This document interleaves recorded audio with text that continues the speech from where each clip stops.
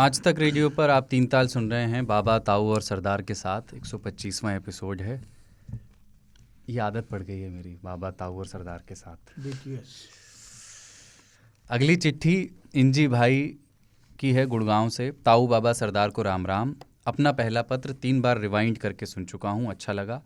अगर बहादुरगढ़ लंदन वाले भाई पोस्टर बनवाने का प्लान कर रहे हैं तो बता दें, क्योंकि थोड़ी जगह तो तेरा भाई भी डिजर्व करे। शादी का सीज़न शुरू होने वाला है तो घर में गांव वाले कज़न की शादी का डिस्कशन चल रहा है। 12वीं भी ढंग से नहीं किए, पर लड़की नौकरी वाली हो इसकी उन्हें अपेक्षा है। पिछले एपिसोड में टोटल फर्टिलिटी गिरने पर बात हुई तो एक आर्टिकल याद आया जिसमें ये लिखा था कि जैसे जैसे TFR गिरेगा, महिलाओं के बच्चे पालने में लगने वाला वक्त कम होगा। इस तरह वो वर्कफोर्स में अपनी जगह बनाने पर ध्यान दे सकती हैं। अब आर्टिकल में आया है तो ठीक ही होगा। मैंने तो अपने गाँव में अलग ही ट्रेंड देखा है। आज से कुछ साल पहले तक बहू का नौकरी करना ज़्यादातर लोगों को गवारा नहीं था। उन्हें लगता था कि लड़की कहीं तेज़ न निकले। अब हाल ये है कि सबको वर्किंग लड़की चाहिए, और सरकारी हो तो और भी अच्छा। लड़के हमारे राजा बाबू बनकर बैठेंगे जी। एक लड़के को कहते सुना कि काम क्यों करना है, पत्नी का क्रेडिट कार्ड तो मेरे हाथ में ही है। पर मुझे ये आज़ादी सांकेतिक ही लग रही है। पैसों का लालच है, वरना आज़ादी देने की मंशा कभी थी नहीं। बहू नौकरी करेगी और घर वापस आकर उसे बाकी चीज़ों की जिम्मेदारी भी उठानी पड़ेगी, भले ही पहले से थोड़ी कम। नहीं करेगी तो आखिरी बताई जाएगी। धीरे धीरे शायद ये जिम्मेदारियां, 2 जिम्मेदारियां उठाना नॉर्मलाइज भी हो जाए। कोई भी आर्म चेयर स्टैटिस्टिशियन ये निष्कर्ष निकाल सकता है कि TFR गिरने से मिलने वाले वक्त का रिजल्ट विमेन डेवलपमेंट पर है, पर क्या वो दोहरे बोझ को समझेगा? शायद थोड़ा नकारात्मक साउंड कर रहा हूँ। डिबेटिंग में सिखाया है कि always compare in terms of marginal benefit and not absolute. इसलिए दूसरा पहलू ये हो सकता है कि जो आज़ादी उन्हें पहले पूरी तरह से मना थी, वो अब किसी फॉर्म में धीरे धीरे मिलने लगेगी। आप लोगों का ओपिनियन जानना चाहता हूँ। जय हो इंजी भाई, गुड़गांव।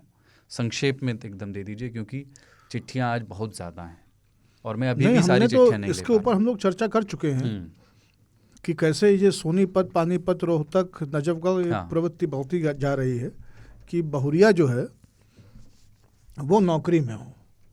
उसके 2 लाभ उनको दिखाई देते हैं। एक तो ये बता देना। हाँ, एक तो ये लाभ है कि वो पैसे लाके कुछ आर्थिक योगदान देगी परिवार में, और दूसरा ये है कि उसकी शय में जो परवरिश होगी बच्चों की, तो वो अंग्रेजी दाँ होंगे और बाहर की दुनिया की तरफ देखने वाले होंगे। तो उस एपिसोड को आप उसका रेफरेंस दे सकते हैं, लिंक डलवा देंगे इसमें। चिट्ठियाँ बहुत, लेकिन एक सवाल इस एपिसोड में हम तुमसे पूछना चाहते हैं सरदार से, क्योंकि बोलने का मौका सरदार का काम केवल प्रश्न पूछना है। इससे हम लोगों ने कभी सवाल पूछा नहीं। पूछे। तो आप रेडियो करते हुए दूसरे संस्थान में हैं और आप बहुत सारा रेडियो कर रहे हैं, तो एज ए प्रोडक्ट आप जब इस पूरी संकल्पना और इस पूरी तैयारी में रहते हैं, तो कहाँ कहाँ पे पीड़ा और कहाँ कहाँ पे सुख होता है 3 ताल को बरतते हुए? पीड़ा तो नहीं होती। ऐसे 3 ताल के बारे में एक चीज़ है कि जब हम कोई भी पॉडकास्ट बनाते हैं ना, उसकी स्क्रिप्ट, उसकी राइटिंग, उसकी रिसर्च, तो हमें मालूम है कि ये काम है। 3 ताल के 125वां ये एपिसोड है। इसको करते हुए ये ऐसा लगा नहीं कि ये काम है। मैंने बड़ा बहुत खुशनसीबी की तरह इसको देखा कि मुझे आप दोनों के साथ बैठ करके 2 घंटे हफ्ते में हर रोज़ करने का मौका मिल रहा है, जो जैसे 3 तालियों के जीवन दर्शन में कुछ संशोधन इस पॉडकास्ट के साथ आए होंगे कि उनमें से कुछ अतिरिक्त चश्मदीद बन गए। एब्सोल्यूट तो कुछ नहीं हो पाता, लेकिन कुछ अतिरिक्त चश्मदीद हो गए, कुछ अधिक बेफिक्र हो गए, कुछ लोगों ने अपने हार्ड डिस्क की जगह को लेकर के वो अतिरिक्त सावधान हो गए। तो मैं 3 तालियों से इसलिए भी रिलेट कर पाता हूँ कि ये सारी प्रक्रिया इस बातचीत में सबसे नौजवान और सबसे कम अनुभवी होने के नाते मेरे साथ भी हुई है।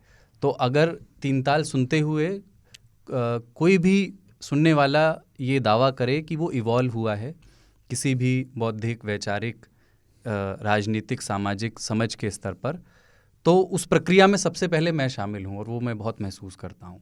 तो इस लिहाज से 3 ताल जिस भी दिन होता है उस दिन एक हमेशा एक अतिरिक्त उत्साह, उस दिन मैं सिर्फ अपने अंगूठों पे चलता हूँ, एड़ियाँ टिकती नहीं नीचे। तो उस दिन मुझे यह कि यार आज करना है, आज ये टॉपिक है, क्या बोलेंगे आप, क्या उसमें जोक आएगा।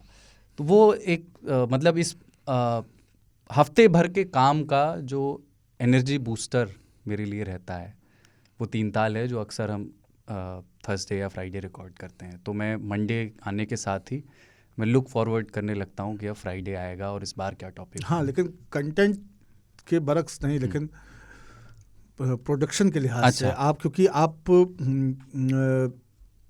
ये प्रोग्राम्स भी कर रहे हैं जिसमें आप उस दिन की खबरें पढ़ रहे हैं, आप ऐसे प्रोग्राम भी कर रहे हैं जो विशेषज्ञों पर आधारित हैं, आप ऐसे कार्यक्रम भी कर रहे हैं जो निरह साहित्य। नहीं समझ गया मैं। हाँ, तो और आप इसके पहले भी एक ऐसे संस्थान में काम किए हैं जहाँ पे आप रेडियो ही कर रहे थे। तो मैं केवल ये समझना चाह रहा हूँ, और शायद उस जरिए से तमाम सारे श्रोता भी समझ पाएंगे कि 3 ताल के कंस्ट्रक्ट को एज ए ब्रॉडकास्टर आप जब डिफरेंशिएट करते हैं तो उसको किस तरह से फिर आप देखते हैं, तो उसमें एज ए क्राफ्ट। हाँ, तो उसमें पहली चीज़, सबसे बड़ी चीज़ है पोस्ट प्रोडक्शन, क्योंकि हम लोगों ने जब ये तय किया था कि हम भी होता होगा हम लोग 2.5 घंटे को एडिट करने, मतलब शुभम तो 5 घंटे सुनता होगा। उसमें क्या है कि टीवी प्रोग्राम और किसी भी तरह के अन्य प्रोग्राम में ये रहता है कि आप कुछ फिल्टर्स लेकर के रखते हैं कि आप ये यहाँ नहीं कह सकते हैं। और 3 ताल के साथ हमने ये कहा है कि उस फिल्टर को बहुत महीन कर लिया है। अभी भी बहुत सारी चीज़ें जो यहाँ नहीं कह सकते, पर उसको हम पुश करते रहते हैं बाउंड्रीज को। मंदाकिनी है, क्योंकि हमें मालूम है कि शुभम तिवारी उधर बैठा है और वो पोस्ट प्रोडक्शन में देख लेगा कि कुछ भी ऐसा ना जाने पाए। तो सबसे बड़ा चैलेंज ये होता है कि मान लीजिए 2.5 घंटे की रिकॉर्डिंग है और उसमें कोई एक ऐसा शब्द, कोई ऐसा वाक्य हो सकता है जो गलत नीयत से बोला ना गया हो, पर सेंटेंस फॉर्मेशन में इस तरह से आ गया कि कोई इसको गलत समझ सकता पूरी है। तरह यह उंगली मेरी तरफ उठती है। नहीं एडिट सिर्फ मैं होता हूँ तो नहीं, पर मैं राजी होकर एडिट होता हूँ। मुझे भी पता होता है कि मैंने जो बोल दिया है। और नहीं, कई बाबा को भी कई बार हम लोगों ने एडिट किया उस लिहाज से। बाबा को इस लिहाज से एडिट कई बार करना पड़ता है, कई बार हमने कहा है कि कर देना। हाँ, इनको अतिरिक्त विस्तार हो जाता है तो बाबा थोड़ा को बीप भी लगाना पड़ा है, जहाँ तक मुझे याद है। बीप भी लगाना पड़ा। तो वो है, मतलब ये समझें कि जितना रिकॉर्ड करने में समय लगता है इसे, उससे ज़्यादा उसका 125%, 150% समय उसको एडिट करने में लगता है। उसके बाद हमारी जो साउंड टीम है वो उस पर बैठती है। किसी भी तरह का ऑडियो करेक्शन की अगर ज़रूरत हो कि मेरे लेवल्स कम हो गए ऑडियो के, मैं माइक से थोड़ा दूर जा कर के बोलने लगा हूँ, तो वो सब चीज़ें बैलेंस होती है कि कान में आपको सुनते हुए किसी भी तरह का खटका ना लगे। ऐसा ना लगे कि अचानक वॉल्यूम बहुत बढ़ गया। बाबा यहाँ पर चिल्लाए थे कुछ एग्जाम्पल देते हुए, और उस वॉल्यूम को हम इस तरह से यूनिफॉर्म कर देते हैं कि वो कान में आपके हेडफोन में खटकेगा नहीं। उसके बाद फिर उसका पब्लिशिंग का काम शुरू होता है। तो मैंने ये एक, मतलब मैं शुभम तिवारी इस बात को ज़्यादा बेहतर बता सकते हैं, पर इनसे जो बात होती है और जो लोग वीडियो एडिट करते हैं 3 ताल का, उनसे जो बात होती है, तो वो ये कहते हैं कि हम जब इसको एडिट करते हैं तो एक स्थायी सी मुस्कान 2-2.5 घंटे बनी रहती है और वो बीच में कम होती है, फिर आ जाती है। तो इसलिए वो एडिटिंग, वो पोस्ट प्रोडक्शन इन लोग पेन नहीं है। फन, हाँ, वो पेन नहीं है। तो पेन सिर्फ एक ही बात का मुझे रहता है, और चूंकि सैटरडे पब्लिश होता है, कि कभी कोई ऐसी बात ना चली जाए कि हमें हाजिरी देनी पड़े कचहरी में। तो वो शुभम संपर्क में रहते हैं लगातार, और कई बार क्लिप्स काट के भेजते हैं कि ये 1 मिनट का सुन लीजिए, इसको ओके कर दीजिए, तो फिर मैं तो ये 1 मिनट का भेजते हैं, तो मैं कहता हूँ कि ये एक वाक्य हटवा दो इसमें से, बाकी ठीक है। हेडलाइन पे बड़ा मंथन होता है। तो हेडलाइन के ऐसा है कि अब हम मोस्टली 3 चीज़ें, मुझे सबसे जो रोचक जो लगता है 3 ताल में, जब वो पब्लिक किया जाता है तो उसका हेडलाइन ही सबसे रोचक लगता है। हाँ, मैं आज तक 3 ताल के हेडलाइन से सहमत नहीं हुआ हूँ। हम भी नहीं हुए, लेकिन रोचक लेकिन कभी भी ये बोलने की हिम्मत नहीं हुई, क्योंकि होता है रोचक है। हाँ, रोचक होता है, क्योंकि हमने बात जो की है उसमें से 3 चीजें निकालना। नहीं, कुलदीप उसमें पलट के कह सकता, तो फिर आप बता दीजिए क्या लिखे। ये बहुत बड़ा खतरा है। मैं तो फिर हर हफ्ते पूछने लगूंगा, आप बता दीजिएगा तो कोई जवाब नहीं है। तो हम लोग ऐसा शुभम एडिट करते हैं, तो शुभम ऐसी 20 चीज़ें निकालते हैं जो हेडलाइन के कारक पद हो सकते हैं। हाँ, कीवर्ड्स। तो ऐसी 20 चीज़ें वो मुझे भेज देते हैं। फिर मैं उनको एक बार देखता हूँ कि क्या रिहैश किया जा सकता है, क्या इसको वो किया जाता है, और उनमें से 3 फाइनल करके फिर हम फाइनल हेडलाइन देते हैं। कभी कभी मैंने ये नोटिस किया है कि हमने बहुत महत्वपूर्ण बातों पर चर्चा की है, पर हेडलाइन में जो है ना वो 3 ऐसी चीजें हैं, लेकिन उसका काट नहीं है कोई, इसलिए मैं कहता नहीं, जाने दो। मैं देख लेता हूँ ट्विटर इत्यादि पे, और मुझे लगता है कि मैं इसमें इंटरफेयर करने के काबिल नहीं हूँ। हाँ, खैर, अगली चिट्ठी। पूर्णिमा कुरजातकर हाय, क्या इंस्टाग्राम मैसेज को भी कंसिडर कर सकते हैं? कन्वीनियंट है, घर पर 1.5 साल का एक शैतान बेटा है और 32 साल का उससे भी शैतान उसका बाप, तो लेटर पोस्ट करना मुश्किल है। जय हो जय हो जय हो, 3 ताल ने मेरी ज़िंदगी बदल दी है। नॉस्टैल्जिक, सार्कास्टिक, सटायरिकल, कॉमिक और एकदम दिल तक पहुंचने वाले विषय लेकर उनको इतनी सरलता से पेश करना सच में सराहनीय काम है। रात की शांति में जब बच्चा सो चुका हो और बैकग्राउंड में पति के खर्राटों का प्रकोप चल रहा हो, दोनों कान में एयरपॉड्स लगाकर लूप में आपके पॉडकास्ट सुनना और सुनते सुनते बंद आंखों में मुस्कुराना, ये मेरा अब रूटीन हो गया है। ये 2 शैतान बच्चों से निकल के 3 शैतान बच्चों को सुनती हैं। बहुत हिम्मत है। मैं बहुत समय से अलग अलग पॉडकास्ट फॉलो कर रही थी। अभिजीत चावड़ा अभी तक टॉप लिस्ट पे थे, लेकिन अब 3 ताल ने बहुत बड़े मार्जिन से पहला स्थान ले लिया है। धन्यवाद हिंदी भाषा में पॉडकास्ट करने के लिए। मेरी भी हिंदी आपकी वजह से थोड़ी थोड़ी ठीक हो रही है। लाइफ में थोड़ी खुशी बढ़ गई है। माहौल रिलैक्स लगने लगा है। जितना मर्जी भसड़ हो दिन में, रात में 3 ताल सुन के ठहराव आ जाता है, मज़ा आ जाता है। पूर्णिमा कुरजातकर। अगली चिट्ठी है, ये PDF में आई थी, इसका प्रिंट आउट मेरे पास है। विनीत तोमर की है, ये रोहतक हरियाणा से। ताऊ बाबा सरदार को सादर प्रणाम, सभी 3 तालियों को राम राम। मेरा नाम विनीत है और मैं हरियाणा में एक बैंक में वरिष्ठ प्रबंधक के पद पर कार्यरत हूँ। आयुष्कारी वाले आयुष की अनुशंसा पर मैं इधर आ भटका था और सच कहूँ फिर बातचीत सुनकर भटकना भी ज़रूरी था महसूस हुआ। एपिसोड 115 से सुन रहा हूँ और वक्त निकाल कर शुरू से शुरू करते हैं कि तर्ज पे 10 एपिसोड तक पहुँच गया हूँ। बहुत बढ़िया। या यूँ कहें कि कुलदीप जी को जहाँ सरदार कहा जाने लगा है और जाड़ों से लेकर कुल्हड़, गांजा और डेमोक्रेसी पर चर्चा हो चुकी है। उनसे जुड़े किस्से फिर कभी अगर वक्त इजाज़त देगा ये तो। गांजे वाला भी बहुत इंटरेस्टिंग था। हाँ हाँ। और उसमें गांजे के पौधे से कितने तरह के काम हो रहे हैं इसके ऊपर भी बातचीत की। अभी के लिए करंट एग्रीकल्चर में हम लोगों का इंटरेस्ट काफ़ी है। बहुत ज़्यादा है। हाँ, अभी के लिए यादों को करंट अफेयर्स में ही रखते हैं। एपिसोड 123 में नकल पर चर्चा हुई, उससे जुड़ी 3 छोटी छोटी यादें। एक किस्सा है कि बीटेक के अंतिम वर्ष में आते आते मैं क्रिकेट कुछ ज़्यादा खेलने लगा था और पढ़ाई कम हो गई थी। मेरा एक बड़ा ख़ास दोस्त है अरिहंत। मैं एग्ज़ाम के दिन उसको बोलता था कि भाई बस हेडिंग बता देना, बाकी मैं खुद लिख लूँगा। इसे भी नकल का एक पक्ष कह सकते हैं। दूसरी बात, जब हम 12th में थे तो मैंने और मेरे दोस्त पीके ने मिलकर एक युक्ति निकाली थी।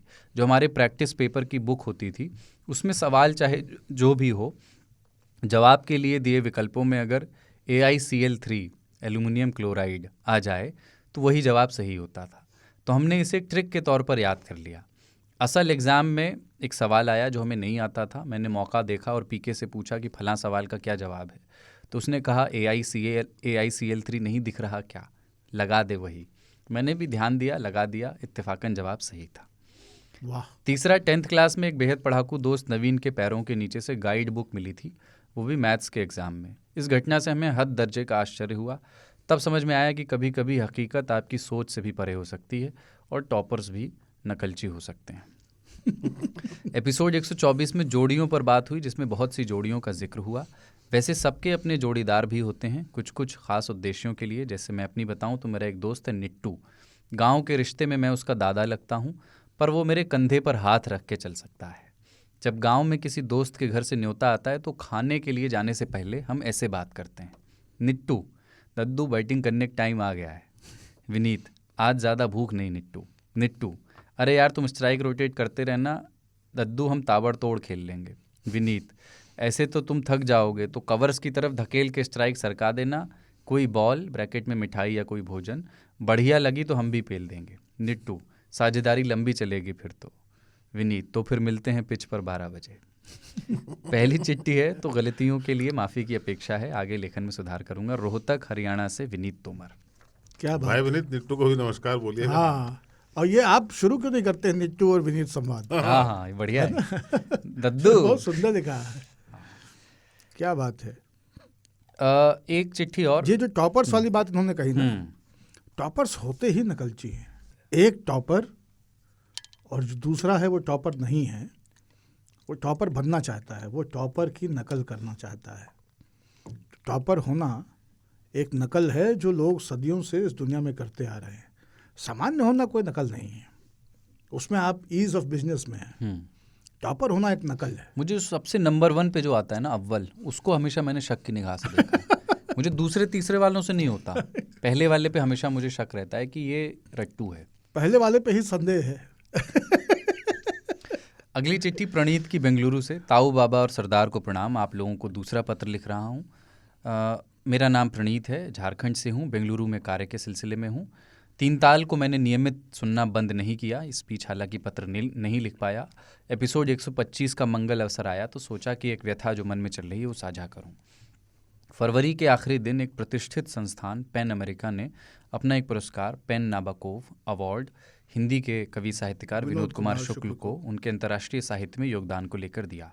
वो ये पुरस्कार पाने वाले भारत के नहीं एशिया के पहले व्यक्ति हैं। और इस खबर की सूचना मिलने पर शुक्ल जी ने दैनिक भास्कर के साक्षात्कार में कहा कि मैंने पुरस्कार के लिए कभी नहीं लिखा। मैं ये निश्चित मानता हूँ कि कोई भी पुरस्कार विनोद जी के लेखन की महानता का बैरोमीटर नहीं है, लेकिन ये खबर कि एक हिंदी के इतने बड़े साहित्यकार का अवार्ड जीतना इतनी बड़ी खबर नहीं बन सका। मैं ये सोचकर मन दुखी होता है मेरा। गूगल करता हूँ तो गिनती के ही आर्टिकल्स में इस खबर पर बात की गई है, जिसमें लल्लन टॉप भी शामिल है। इस खबर का बड़ी खबर ना बनना क्या हमारे समाज के हिंदी साहित्य के प्रति उदासीनता का परिचायक नहीं है? आज भी हमारी जनरेशन, मेरी उम्र 24 वर्ष है, वे या तो पढ़ते नहीं हैं या अगर पढ़ भी रहे हैं तो अंग्रेज़ी में ज़्यादा पढ़ रहे हैं। मैजिकल रियलिज्म जिसमें अक्सर विनोद जी लिखते हैं, उसके बारे में भी अगर मैं अपने किसी सह पाठक जो मेरे हमउम्र हों उनसे पूछूं तो वो गैब्रियल गार्सिया मार्केज या मुराकामी को ही जानता है, विनोद जी को नहीं। क्या हम अपनी भाषा की सेवा करने वाले लोगों का सही से सम्मान ना करके भाषा का अपमान नहीं कर रहे? पिछले साल ही विनोद जी ने एक वीडियो में बतलाया था कि उन्हें अपने प्रकाशकों के द्वारा उनकी रॉयल्टी से वंचित किया गया है। आप तीनों की इस विषय पर राय जानना चाहूँगा। मेरा ये पत्र लिखने का उद्देश्य ये भी था कि जो हमारे 3 ताल के श्रोता हैं वो भी विनोद कुमार शुक्ल और उनके लेखन से अगर अपरिचित हों तो उन्हें खोजें और खूब पढ़ें। जय हो, प्रणीत, बेंगलुरु। बिल्कुल, हिंदी पे खास करके भाषा और हिंदी भाषा में साहित्य, इसके ऊपर हम लोगों ने कई एपिसोड्स में बहुत विस्तार से चर्चा की है। मुझे लगता है कि आप अगर उन एपिसोड्स को सुनेंगे तो आपको समझ में आएगा कि साहित्यकार होना, साहित्यकार के रूप में प्रसिद्धि पाना और ख़ास करके हिंदी के मार्केट में वो कैसे दुरूह रहा है और उसको लेकर के विचार क्या रहे हैं। और शुक्ला जी को तो उस तरह से उनके पुरस्कार की चर्चा हम नहीं कर पाए। $50,000 भी उनको मिलेगा, जो लगभग 41 लाख रुपए है। ये हिंदी के किसी भी लेखक के लिए एक बहुत बड़ी राशि है। 41 लाख रुपए जिंदगी भर में हिंदी के तमाम बड़े लेखकों को नहीं मिल पाया पूरी जिंदगी में। और उनको भी एकदम मतलब बुढ़ापे में, और उनको भी इस उम्र में मिला है, और विनोद जी को उसकी बधाई भी। लेकिन हिंदी के साहित्य में इतने सारे नाम, जो bestest of the best lot है हिंदी का, जिन्होंने सर्वोत्तम दिया है हिंदी को, वो सबसे निकृष्टतम जीवन उनको हिंदी के समाज ने, पाठक ने और सत्ताओं ने या समय ने उनको दी है। और उसमें शमशेर, मुक्तिबोध, उसमें त्रिलोचन, नागार्जुन, उसमें धूमिल के बेहिसाब नाम है। तो इसकी चर्चा हम लोगों ने पूर्व एपिसोड्स में की है। मेरे ख्याल से वो एक आध रेफरेंसेस जो है खास करके हिंदी को लेकर के, क्योंकि बांग्ला में, मलयालम में, तमिल में लिखने वाले तमाम सारे लोगों को फिर भी उनके समाज ने बहुत तवज्जो दी है। मैं बस एक बात इसमें कहना चाहता हूँ, जो समाज अपने ब्याह का कार्ड अंग्रेजी में छापने लग गया है, उस समाज को अपनी भाषा पे कभी गर्व नहीं हो सकता। आजकल अभी टीम में भी कई लोगों की शादी हुई, समाज में भी कई लोगों की शादी हो रही है, कार्ड अंग्रेजी में आ रहे हैं, शादी के कार्ड अंग्रेजी में छपना शुरू हो गए हैं। इससे ये नहीं होता है कि मतलब ऐसे कौन से लोग आपके न्योता में हैं जो हिंदी का कार्ड नहीं पढ़ पाएंगे। कौन सा व्हाइट वाला गाउन पहन कर करके आई डू करने वाले हैं। हाँ, तो जिस समाज में कार्ड हिंदी में छपना बंद हो गया है विवाह का, उस समाज को अपनी भाषा के प्रति कितना गर्व और स्नेह है, इसकी ये भानगी है। ये बटुली का एक चावल है जो शादी का कार्ड है, और ये पूरी बटुली में चढ़े हुए अदहन की औकात बता देता है। तो हिंदी में अखबारों ने चैनलों ने विनोद शुक्ल का क्या किया, ये बहुत बात की चीज़ है। उससे पहले हिंदी जानने वालों ने, हिंदी पढ़ने वालों ने, हिंदी में बोलने, सीखने, समझने वालों ने हिंदी का क्या किया है, ये देखिए।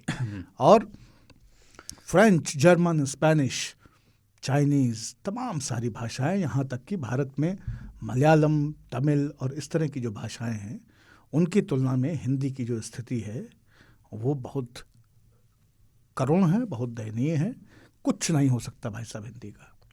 पर जिन्होंने एक इस बहाने जो रिकमेंडेशन दी है विनोद कुमार शुक्ल की, वो मतलब मेरी तरफ से भी रिकमेंडेशन है। बिल्कुल। मेरे बहुत विनोद प्रिय जी- पसंदीदा लेखक हैं और मुझे उनकी आपने कई बार मैंने इस कई कार्यक्रम बार की इन्होंने जिक्र शुरुआत किया जो है हाँ। उनकी और मैं उनसे इसी किया। एक रिकमेंडेशन पे सहमत रहा हूँ। बाकी तो जावेद अख्तर, गुलजार सुनाते रहे, कुमार विश्वास भी, नहीं, है ना? और उनकी हालांकि आज मैं गुलजार सुनाऊंगा। हाँ उनके किताबों के शीर्षक भी मुझे बहुत पसंद है।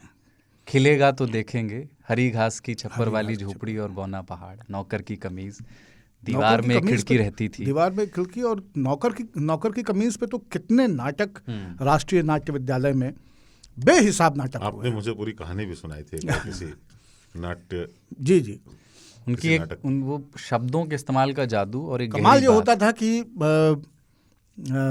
नौकर की कमीज का मंचन हो रहा होता था और हम थिएटर देखने पहुंचते थे, और साथ में हम लोगों के निर्मल वर्मा होते थे, अच्छा, कमलेश्वर होते थे, राजेंद्र यादव होते थे। इस तरह के लोगों के साथ बैठ करके वो नाटक देखे। विष्णु नागर होते थे, विष्णु खरे होते थे, मंगलेश डबराल होते थे। एक विष्णु खरे थे तो दूसरे तो बैठे होंगे। नहीं, बाकी खोटे थे। बाकी नागर थे। अच्छा। विष्णु खरे और दुर्गा खोटे। जो सबकी घड़ी में बज रहा है वह सबके हिस्से का समय नहीं है, उन्होंने लिखा है। मैं उनको विकुशु कहता हूँ प्रेम से। अच्छा। विनोद कुमार शुक्ल। और भला हो इन अंतर्राष्ट्रीय पुरस्कारों का, जो कि हमारा ध्यान हमारे कंटाप अपने की घर तरह। की जो असासे हैं हमारे, उस पे ले जाते हैं। कंटाप की तरह हिंदी के समाज के मुंह पे लगते हैं ये पुरस्कार। विनोद जी खुश हुए होंगे इस पुरस्कार को पा करके। एक रिकग्निशन मिलता है साहित्यकार को, तो उसको लगता है कि जिस साहित्य के लिए मैंने पूरा जीवन दिया और सबसे लड़ा, लगभग सबसे, घर में पत्नी, महतारी, बाप, बच्चे, सबसे। साहित्यकार की स्थिति घर में बहुत दयनीय होती है। उसको कदम कदम पे जवाब देना होता है। कलेक्टरी करते तो 4 कोठी होती, कविता लिख रहे हैं आप, क्या करें आपकी कविता से। तो विनोद जी को बिल्कुल इससे साहस मिला होगा। लेकिन मैं इस तरह के पुरस्कारों को हिंदी के समाज के चेहरे पे कंटाप की तरह महसूस करता हूँ। ठीक है, अगली चिट्ठी आदर्श त्रिपाठी की, सीधी जिला मध्य प्रदेश। वाह। ताऊ बाबा सरदार को प्रणाम, तीनताल जिंदाबाद। आज मैं ये पत्र रात के 1 बजे लिख रहा हूँ और कल मेरी हिंदी विषय की बोर्ड की परीक्षा है। सोचा परीक्षा के बाद ही पत्र लिखूंगा और पढ़ाई पर ध्यान दूंगा, पर जब से तीनताल के व्हाट्सएप ग्रुप में बाबा के विषय में संदेह अलंकार की उत्पत्ति हुई है, तब से मेरे हृदय में विरोधाभास की उत्पत्ति प्रारंभ हो गई है और बाबा के बिना तीनताल सुनने की सोच कर ही मेरे हृदय में मौजूद भयानक रस का स्थायी भाव करुण रस में परिवर्तित हो गया है। और पहले पाठ की एक कविता की पंक्ति याद आई है, मैं निज रोदन में आग लिए फिरता हूँ, शीतलवाणी में आग लिए, मैं निज रोदन में राग लिए फिरता हूँ, शीतलवाणी में आग लिए फिरता हूँ। मैं तो बाबा से यही कहूँगा कि आप अपना फैसला बदलकर सबको अद्भुत रस से भर दीजिए, क्योंकि जिस प्रकार अलंकार काव्य की शोभा बढ़ाते हैं, उसी प्रकार बाबा आप तीनताल के अलंकार हैं जो तीनताल की शोभा बढ़ाते हैं। और बिना अलंकार के न तो काव्य सुशोभित होते हैं और न तीनताल। उम्मीद है तीनताल का कला पक्ष, भाव पक्ष और रचनाएं पहले की तरह ही रहेंगी और तीनताल नीरस नहीं होगा। और अगर बाबा वियोग रसपूर्ण कदम उठा रहे हैं, बढ़ा रहे हैं, तो इसका भाव पल्लवन ज़रूर करें। आदर्श त्रिपाठी, सीधी जिला मध्य प्रदेश। बोर्ड में भैया अच्छा करोगे तुम। बहुत बढ़िया, बहुत सही। शाश्वत जी की चिट्ठी है चित्रकूट से और ये भी कमोबेश इसी तरह की चिट्ठी है। सभी को जय हो। बुधवार रात बाबा की बात सुनकर ये पत्र लिख रहा हूँ। सवाल कई हैं पर कुछ पूछना नहीं है, क्योंकि पता है कि जब तक मेरी चिट्ठी पाएंगे तब तक सारे उत्तर दे चुके होंगे। अभी कुछ ऐसा ही लग रहा है जैसा 2018 में AB डिविलियर्स की रिटायरमेंट के बाद लग रहा था, लेकिन दिलासा थी कि वो अभी IPL खेलेगा। वैसे ही सेम केस बाबा के साथ लग रहा है। अब इस पुराण पर ज़्यादा नहीं लिखूंगा, बस अंत में एक बात, जो भी होगा उसको मैं ऐसे देखता हूँ कि बॉल विकेट को छू कर गई है, बेल्स को नहीं गिराई है, इसलिए कोई भी आउट नहीं हुआ है। शाश्वत चित्रकूट। कुछ भी आउट होता नहीं है गुरु, और ज़रूरी नहीं कि आईपीएल हो सकता है कि आईपीएल हो, लेकिन ज़रूरी है कि मतलब संभव है कि वापस घरेलू मैदान पे खेलते नजर आए। अनूप बाबा कुमार जा रहे हैं, आदमी जाता आने के लिए गए, बाबा अभी को आ गए थे। अनूप कुमार चिट्ठी है बनारस वाले। ताऊ बाबा और सरदार की हर दिल अजीज़ तिकड़ी को ढेर सारी मोहब्बत। मैं आपका वही बनारस वाला श्रोता अनूप कुमार। क्या बात। तो अनूप आगे लिख रहे हैं कि मैं इस शानदार पॉडकास्ट का वो ज़ईफ़ दिल दादा हूँ जिसने इसे महज एक पॉडकास्ट से एक आंदोलन के रूप में बदलते देखा है। हमेशा की तरह इस पॉडकास्ट की कुछ ऐसी विशेषताओं को उल्लिखित करना चाहूँगा जिनका मैं बड़ा मुरीद हूँ। इनमें सबसे अव्वल है इसका लोगों में वैज्ञानिक चेतना के विकास को प्रोत्साहित करना, वो भी बेहद मनोरंजक तरीके से। आज के इस दौर में जब विभिन्न संचार माध्यमों पर लोगों में धार्मिक कट्टरता, अंधविश्वास और विद्वेष फैलाने के संगीन आरोप लगते हों, तीन ताल नाम का ये पॉडकास्ट हवा के एक ताज़े झोंके जैसा सुकून देता है। दूसरा, मुझे निजी रूप से ये पॉडकास्ट घर के उस बुज़ुर्ग व्यक्ति जैसा लगता है जिसके पास देश दुनिया के विभिन्न विषयों की अकूत जानकारी हो, जिसमें धर्म, दर्शन, आध्यात्मिकता से लेकर राजनीति, पाक कला, गीत संगीत, अभिनय, फिल्म निर्माण की बारीकियां, शेर व शायरी, नज़्म गज़ल, विभिन्न भाषाओं की बारीकियां और उनका साहित्य से लगायत दुनिया जहान की बातें हैं। मैं एक जिज्ञासु बच्चे की तरह उनके पास बैठ विस्मित हो सुनता रहना चाहता हूँ। उसके अनुभवों को अपने जीवन का सरमाया बनाता रहता हूँ। ये मेरी खुशकिस्मती है कि अपने इस प्रिय पॉडकास्ट के हर महत्वपूर्ण पड़ाव के दौरान मैं इसका साक्षी रहा। 50वें एपिसोड में मैं आभासी रूप से, 100वें एपिसोड में सशरीर और इसी क्रम में 125वें एपिसोड में चिट्ठी लिखकर उपस्थिति दर्ज करा रहा हूँ। मैंने अनगिनत लोगों को इसे रेकमेंड किया है और यकीन मानिए किसी ने भी इसे सुनकर निराशा जाहिर नहीं की, अपितु इसकी शान में कसीदे ही पढ़े।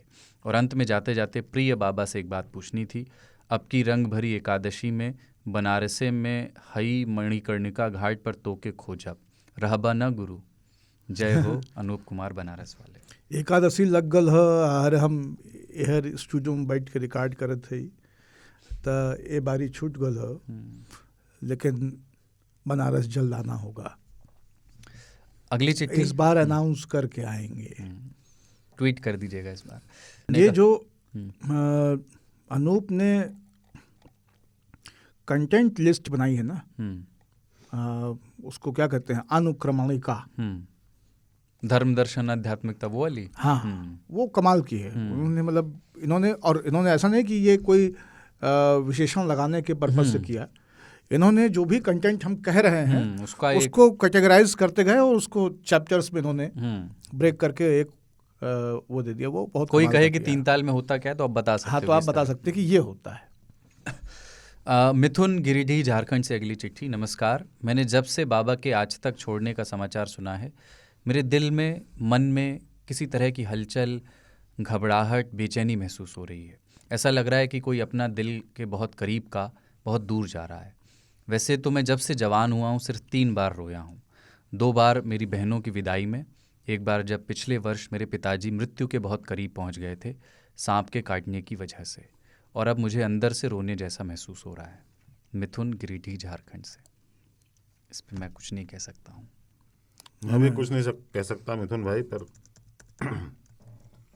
वो कहते हैं ना कि वो हाल बहुत लोगों का है, इस कमरे में भी है, इसलिए आप थोड़ा सा धैर्य रखें और हम सब एक दूसरे को साहस दें।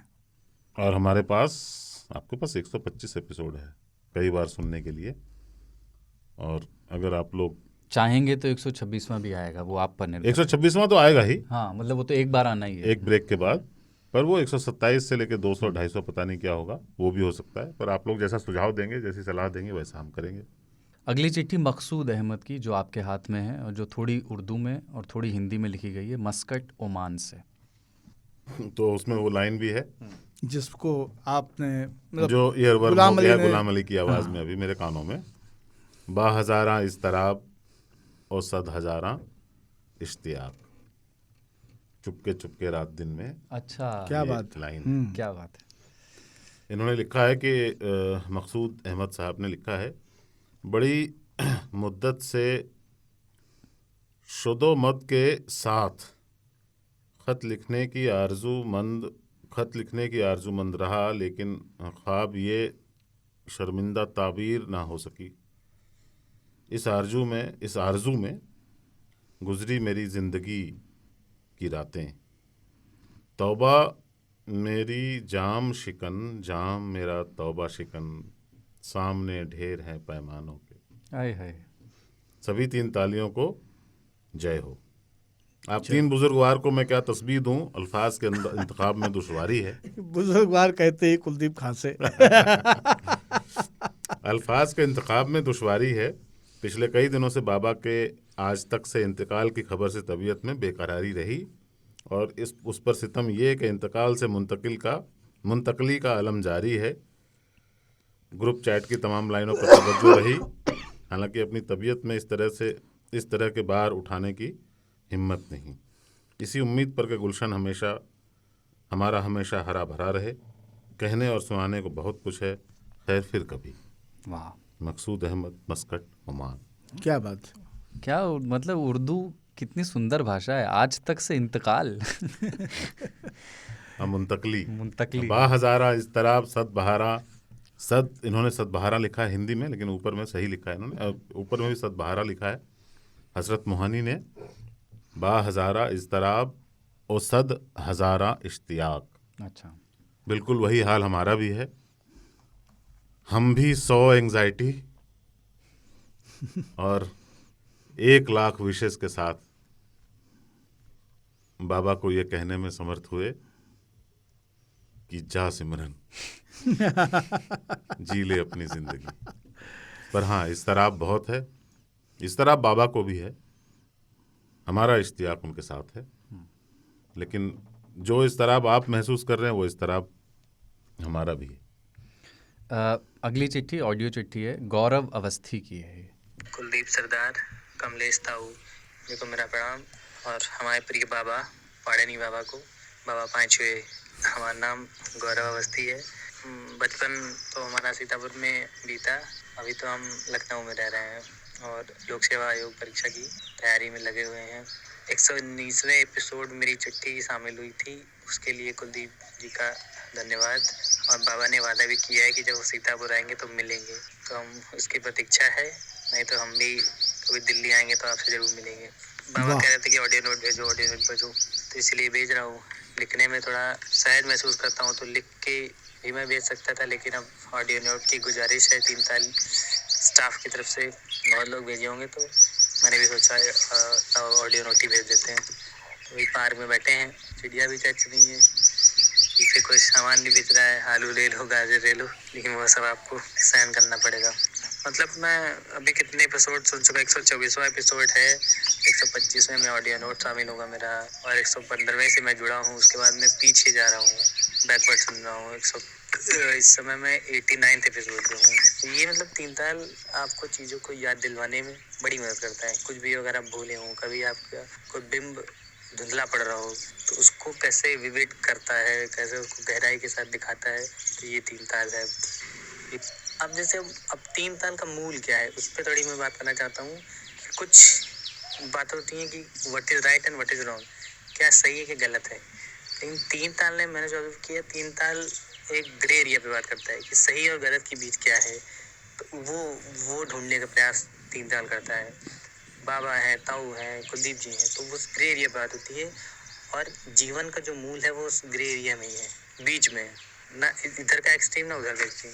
जीवन तो मध्य में है, 3 ताल जीवन है, तो उसी को लेके अभी तक 125 एपिसोड हो चुके हैं, और बीच में अब बाबा बोल रहे हैं कुछ नया एक्सपेरिमेंट करेंगे।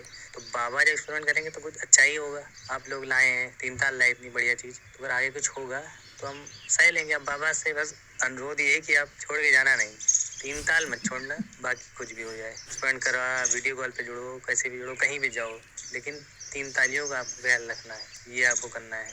और बाकी आपके कोई भी कदम होगा उसका हम लोग सम्मान करते हैं।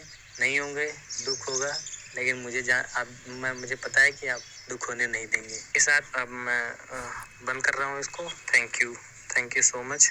इसको अगर शामिल कर लीजिएगा तो बहुत बड़ी बात, बहुत अच्छा होगा। मतलब शामिल हो ही जाएगा, इसमें नहीं होगा तो 26वें में हो जाएगा, ये पता है। तो जब भी हो जाए थोड़ा बढ़ा के करिएगा। बाकी थैंक यू कुलदीप जी, और बाबा को फिर बाबा पांचवे नमस्ते, जय हो। जय हो। और ये मुझे लगता है कि तीन ताल के इतिहास की सबसे चहकती हुई चिट्ठी थी। हाँ, चिड़िया लगातार पीछे बोल रही, लगातार। इतना सुंदर लगा हमको। और जो लोग सुन रहे हैं ना 125वां एपिसोड और यहाँ तक आप पहुँचे हैं, उनको मैं ये बताना चाहता हूँ कि मैं क्यों बार बार तीन ताल में अक्सर कहता रहा हूँ, और इस बार बेबाक बुधवार में भी आप लोगों से हाथ जोड़ के ये गुजारिश की कि ऑडियो चिट्ठियाँ भेजिए। देखिए कितनी चिड़िया आज इस स्टूडियो में बोली हैं, कितना मधुरता। मैं जब इस पत्र को गौरव भाई के सुन रहा था तो मैं स्टूडियो की हवा से निकल के एक बहुत फ्रेश हवा को महसूस कर पा रहा था। पार्क में बैठ गए थे इनके सामने वाले बेंच, इनके साथ में बेंच पे रहे और ये कहते जा रहे हैं क्या सुनो ऐसा है, तीन चाल चलावत रहो, बाकी जो करें तो उन करो। दूसरा क्या है ना, कमाल की उम्मीद और कॉन्फिडेंस लिए हुए ये पत्र था। 125वें में ना सही 126वें में तो होगा। ये जो पॉजिटिविटी है, बाप रे, हम में नहीं है ये। तो गौरव भाई आप दरअसल उसी ग्रे में हैं क्योंकि आप तैयारी कर रहे हैं सिविल की। इसके पहले सिविल की तैयारी नहीं कर रहे थे, इसके पहले एक एक क्लास पास करते चल रहे थे, और सिविल की तैयारी के बाद कुछ हासिल करके फिर आगे एक पूरा जीवन जीने के लिए पड़ा है। आप इस वक्त अपने करियर और जीवन के ग्रे में हैं। तीन ताल की परिघटनाओं के बारे में आपने बिल्कुल सही कहा कि दरअसल जीवन का मज़ा जो है और जीवन का मूल जो है वो उसी ग्रे में है, और उसी ग्रे की बात यहाँ पे हो रही होती है। और उस ग्रे में जहाँ कुछ भी स्पष्ट नहीं हो, इतना पॉजिटिव रहना, इतना चहकते रहना, ये एक बहुत सुखद घटना है। आपको बहुत सारी शुभकामनाएं और दुआएं कि आप जो भी तैयारी कर रहे हैं आप उसमें सफल हों। काजल डेका की अगली चिट्ठी है और वो आई है नागांव, आसाम से। तो मेरे ख्याल से आसाम से मुझे याद नहीं इसके पहले कोई तीन ताल में चिट्ठी आई हो, मतलब याद नहीं आ रहा। हाँ। ताऊ बाबा और सरदार को मेरा जय हो। मैं नागांव, असम से आपका नियमित श्रोता काजल डेका, ब्रैकेट में मैं लड़का हूँ। ख़राब हिंदी की वजह से चिट्ठी नहीं लिख पा रहा था। मैं लगभग 3 महीने से तीन ताल सुन रहा हूँ, पर देवनागरी में लिखने में होने वाली वर्तनी की अशुद्धियों के डर से मैं चिट्ठी लिखना टालता रहा। मेरे स्कूल में हिंदी और संस्कृत कंपलसरी सब्जेक्ट थे, तो हिंदी से मेरा परिचय रहा, पर मेरी मातृभाषा असमिया और काम की भाषा अंग्रेज़ी होने के कारण देवनागरी लिखने की आदत छूट गई। सरदार जी को मैंने पहले लल्लन टॉप पर देखा था और वहीं पर एक दिन बाबा को पीयूष मिश्रा के साथ भगत सिंह पर बातें करते देखा। क्योंकि सरदार जी मेरे परम प्रिय हैं, तो बाबा से मेरा तुरंत कनेक्ट बन गया और मैं ढूंढने लगा कि ये बाबा किस पेड़ के नीचे बैठे हैं, और हमें ताऊ का बंदर ऊंचे पेड़ पर दिख गया। इस तरह हम तीन तालिया बन गए। तीन ताल में सरदार मेरे फेवरेट हैं क्योंकि आज तक किसी चिट्ठी को मैंने किसी को ऐसे बोलता नहीं सुना, और मैं भी बंदर की तरफ हूँ। बाकी तीन ताल के सारे एपिसोड मैंने सुन लिए हैं, कुछ एपिसोड रिपीट पर भी सुन रखे हैं। अब तो तीन ताल मेरे खून में इतना जा चुका है कि अपनी चिट्ठी ही लिखते वक्त मुझे सरदार की आवाज़ में सुनाई दे रही है। क्या बात है। और मेरे मायने से अजीज़ मियाँ वाला एपिसोड आज तक का सबसे अच्छा एपिसोड रहा है। आप लोग कभी असम आएँ तो उसके बारे में बताएं। काजल डेका, नागांव, असम। काजल भाई ने 2 काम बहुत कमाल के किए। आप किसी लैंगिक परसेप्शन पे, परिणति पे पहुँचें इस पत्र में नाम पढ़ के, अपने क्षेत्रीय पूर्वाग्रहों की वजह से। उसके पहले ही उन्होंने उसको तोड़ दिया कि मैं एक लड़का हूँ। ये कमाल का काम था। और दूसरा, असम में बैठ के अजीज़ मियाँ के एपिसोड को बेस्ट कह देना, क्या बात, कातिलाना है। मतलब तीन ताल के जन्म हमार सुफल भा आजू मूवमेंट जो है ना, वो यही सब है। और हिंदी आपकी अच्छी है। हाँ, माशाल्लाह, चकाचक हिंदी है गुरु। राज पटेल, सौराष्ट्र, गुजरात। मैं 22 वर्षीय राज पटेल मूलतः सौराष्ट्र गुजरात के पावन गिरनार की गोद में जूनागढ़ से हूँ। लेकिन हाल सरकारी नौकरी की वजह से गांधीनगर में कार्यरत हूँ। मुझे कुलदीप मिश्र की वजह से इस पॉडकास्ट के बारे में पता चला और आप तीनों का हर शनिवार को इंतज़ार रहता है। डिप्रेशन एक आदर्श अवस्था है, ये ताऊ की लाइन कई महीनों से मेरे दिमाग में गूंज रही है और इस एक लाइन से मैं कायल और सुन्न हो गया था। ऐसे तो कई फ़ैन मूवमेंट हैं, पर बहुत मज़ा आ रहा है सुनकर और मैं ये मज़ा पूरे जहान को देना चाहता हूँ। कल रात का स्पेस सुना, पता नहीं क्या होगा आगे, पर इतना यकीन है कि जो होगा सो अच्छा होगा। ज़्यादा नहीं लिखूंगा क्योंकि दूसरी चिट्ठियाँ भी सुननी है। अंत में गुजरात के नामी साहित्यकार हैं सुरेश जोशी, उनकी एक लाइन मुझे छू गई। वो कहता हूँ कि मेरे सुख को केंद्र में रखकर ईश्वर ने इस जगत का निर्माण नहीं किया है। पहली बार 10वीं के बाद हिंदी लिख रहा हूँ, गलती के लिए माफ़ी। राज पटेल। भाई राज, बहुत बेहतरीन, बहुत सुंदर और इतना छोटा और इतना सटीक। जो कुछ कहना चाहते थे आपने कह दिया। सब कुछ कह दिया गुरु। आप कमाल के एडिटर हो गुरु। ये लाइन मैंने मतलब एडिटेड द कंटेंट फाइन, उधार ले लिए, इसका मैं इस्तेमाल करूँगा। हाँ, और भगवान ने मेरे सुख को केंद्र में रख के संसार नहीं रचा है। अगली चिट्ठी आकांक्षा सिंह की, बस्ती उत्तर प्रदेश से। बाबा, ताऊ, सरदार, सभी तीन ताली परिवारजन को नमस्कार। 123वें एपिसोड में परीक्षाओं और नकल पर एक वृहद विचारमयी और सारगर्भित चर्चा हुई, जिसमें मैं अपना दृष्टिकोण बताना चाहूँगी। परीक्षा देने के प्रथम चरण में जब आप परीक्षा केंद्र पर पहुँचते हैं तो आपके सभी संबंध गेट के बाहर रह जाते हैं। वो इस बात का प्रमाण है कि ज़िंदगी तुम्हारी है तो इसकी लड़ाई भी तुम्हारी है, तो जाओ, लड़ो और जीतो। अंदर जाने पर आपको पूरे साल पढ़ाने वाले अध्यापक वहीं मिलते हैं, पर वो आपको पहचान नहीं रहे होते। आपकी तलाशी ली जाती है। उसके बाद आप निर्धारित बेंच पर बैठ जाते हैं।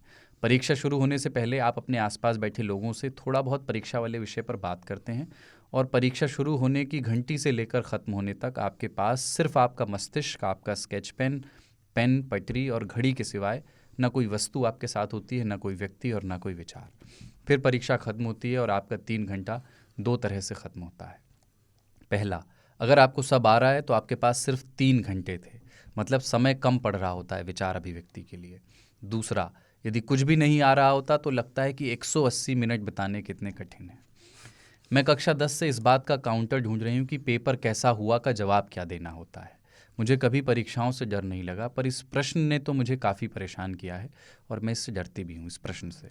मैं आपको इंटरमीडिएट परीक्षा का अनुभव बताती हूँ। सरकार के बदल जाने के कारण audio video recording camera school में लग गए थे और नकल माफियाओं को काफ़ी मुश्किल का सामना करना पड़ रहा था। सभी अपने कर्तव्य पथ पर उस तरह नहीं चल पा रहे थे जिसकी समय को दरकार थी। मेरा नाम ए से होने के कारण जीवन की सभी परीक्षाओं में मुझे प्रथम बेंच प्राप्त होने का अगणित सौभाग्य प्राप्त होता रहा। बेंच के साथ एक चीज़ और कॉमन रही, खिड़की।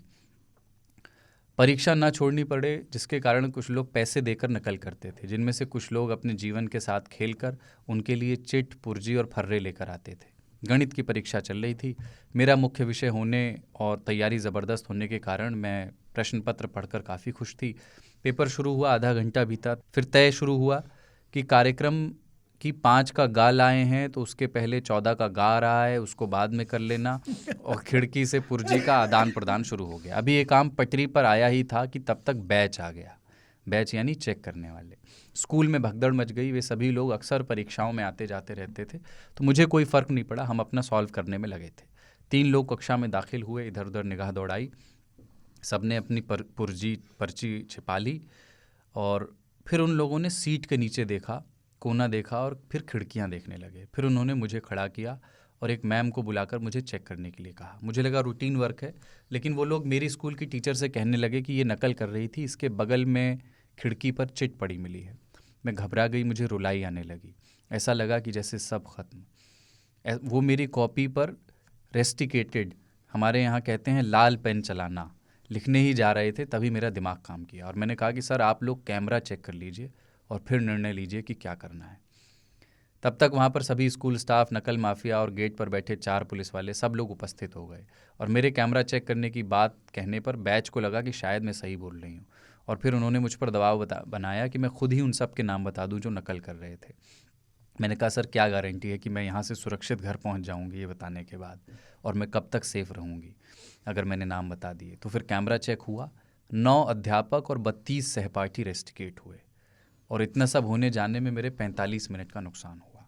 फिर जैसे ही मुझे मेरी कॉपी मिली, मैंने लिखना शुरू कर दिया। समय ख़त्म हो गया। मेरे सभी दीर्घ उत्तरीय प्रश्न छूट गए। सब लोगों से कॉपी ली जाने लगी। मैंने भी लिखना बंद कर दिया। फिर सब लोगों ने कहा कि तुम लिखो, तुम्हारा बर्बाद हुआ समय तुम्हें वापस मिलता है। मेरी खुशी का ठिकाना नहीं रहा। सभी प्रश्न हल किए, कॉपी नत्थी की। उन लोगों ने कहा कि हमें तुम पर गर्व है। फिर वहाँ से थोड़ा ऑफिस का काम ख़त्म करने के बाद वे सब मेरे साथ ही बाहर आए। पापा ये सब बात बाहर ही खड़े जान चुके थे और वो अकेले खड़े होकर मेरे आने की प्रतीक्षा कर रहे थे। मेरे बाहर आने पर मैंने उनके चेहरे पर एक संतोष, सादगी और शांति युक्त मुस्कान देखी। फिर बैच लोग जो कि दूर संचार विभाग से थे पापा से मिलकर मेरी तारीफ़ों के पुल बांधने लगे। मैंने भी इसका आनंद लिया। फिर रास्ते में पापा ने पूछा, कैसा था पेपर? मैंने मन में सोचा कि बैच ने इतना भी नहीं डराया जितना ये प्रश्न आज भी डराता है। मैंने कहा, बहुत बढ़िया था पापा। अरे वो तो रिजल्ट आने पर ही पता चलेगा। आकांक्षा सिंह बहुत बस्ती। बहुत खूबसूरत। बहुत सुंदर। बहुत अच्छा लिखा है इन्होंने, बुना बहुत अच्छी है हाँ। कहानी, है ना? और बैच मतलब हम यूपी में जितने भी लोग हाँ, पढ़े बैच ही हैं कहते हैं, हाँ। वो सब जानते हैं कि बैच हमारे यहाँ उसको फ्लाइंग स्क्वाड बोलते हैं। वो भी बोलते असल हैं, नाम तो थोड़ा वही लेकिन दस्ता। हाँ उड़न दस्ता आ गया। लेकिन बैच जो है वो आते वो जीप से ही थे। ए बैच बैच बैच बैच बैच बैच ऐसे फुसफुसा के विद्यालय के गेट से कब तक कमरों में दाखिल हो जाता था पता ही नहीं चलता था।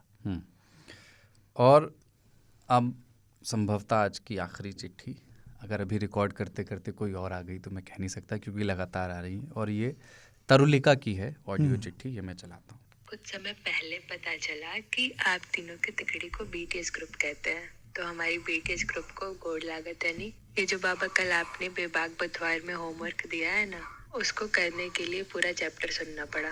कुछ टेस्ट होने के कारण 124वां एपिसोड सुन नहीं पाए थे। आज सुबह में उठे हैं, सुने हैं और रिकॉर्ड करने बैठ गए हैं। उस एपिसोड में आप लोगों ने जोड़ियों से लेकर के मौसम तक की बात करी थी। बात अक्सर जोड़ियों की क्यों की जाती है, तिकड़ियों की बात क्यों नहीं होती? ब्रह्मा, विष्णु, महेश, रोहित, धवन, कोहली, ताऊ, बाबा, सरदार। कोहली तो कभी कभी रोहित और धवन के बिना चल भी जाते हैं, लेकिन बचपन से ब्रह्मा, विष्णु, महेश को साथ में ही सुना है। पता नहीं वो तीनों हैं भी या नहीं, पर आप तीनों तो है ना। सरदार शुरुआत करते हैं, बाबा आगे ले जाते हैं और ताऊ के सटायर पर चर्चा खत्म हो जाती है। I am not anti change, but I will not be able to process any change if it might occur. नहीं मतलब ये कौन सी बात हुई? अभी मेरा बचपना पांव पटकते हुए जिद करना चाह रहा है और कहना चाह रहा है कि बाबा तू ना ही जेबा तो मेजा बैठ के रहो अब। और इसी के साथ साथ ये जो फालतू का मैच्योर मन है वो समझाया जा रहा है कि अरे वो बाबा है, जहाँ रही हैं अपन जलवा बिखेर ले रही हैं। और इन दोनों के ऊपर एक और जोन में मेरा मन है जो कल वाली बाबा की ही बात दोहरा रहा है कि कोई कहीं नहीं जा रहा है, सब यही है, इसी दुनिया में है। 3 साल हमारे जीवन का वो सीनरी है जहाँ सब कुछ है। 3 बकैत लोग हैं जिनको दुनिया भर की जानकारी है। बहुत सारे सुनने वाले हैं, बहुत सारे सीखने वाले हैं, और कुछ और बकैत लोग हैं जो ताऊ का सटायर कॉपी पेस्ट करते रहते हैं हर जगह। अंत तो करने की कोई इच्छा नहीं हो रही है। सही में मन कर रहा है कि बाबा का कुर्ता पकड़ के खींचते हुए बोले, चल जाइबा तो जियत रह तरुलिका बच्ची के बोली हमके। अरे दोनों जानी जिनके साथे बैठे ला तू, एक जनी जिनका तू पतिया हमेशा काट देला, दूसरे का जानी जो सटायर पे सटायर मारे ना, वो बताइया ना कि ताके मिस करिया। हो सकेला कि तू लोग आपस में मिलत रहा, मिलबे करबा, लेकिन एक साथ फिर ही घरे में ना मिलबा ना, 3 साल वाले घरे में। ई आस में कि तू हमनी के साथ रहबा। तरुलिका जय हो। उन्होंने ये कह दिया है कि मान तो नहीं रहे हो तुम भी, पर बेटा मिस तो सरदार और ताऊ भी करेंगे। और अब उन्होंने जो है अपनी ना- भाषा में कह दिया है। इसको अंत कर दिया जाए आज के एपिसोड। जय हो। ऐसे ही फिर मिलेंगे, हम्म, एक ब्रेक ले रहे हैं। डेफिनेटली नेक्स्ट वीक तो हम आपकी चिट्ठियों का इंतजार करेंगे। आपके सलाह सुझाव जो आएंगे उसके बाद देखा जाएगा। तो एक बार हम आपको बताने तो ज़रूर आएंगे क्या फ़ैसला हुआ है, और उसके बाद भी आए तो अच्छा है। वाह। मैंने शुरू में ही कहा था कि बाबा बिला वजह जो है इनके गले से ठहाकों की आवाज़ें आती हैं और बेहिचक रूंदने की भी। ये चक्र इन्होंने यहाँ आके पूरा किया, ये मुझे अंदाज़ा नहीं था। अब तो जाते हैं बुत कदे से मीर, फिर मिलेंगे अगर खुदा लाया। चिट्ठियाँ लिखिएगा radio@aajtak.com पर। बताइएगा कि ये घर जिसका जिक्र तरुलिका कर रही थी इसके साथ अब क्या किया जाए। मिलते हैं 3 ताल में, होपफुली एक ब्रेक के बाद। जय हो, जय हो। जय हो।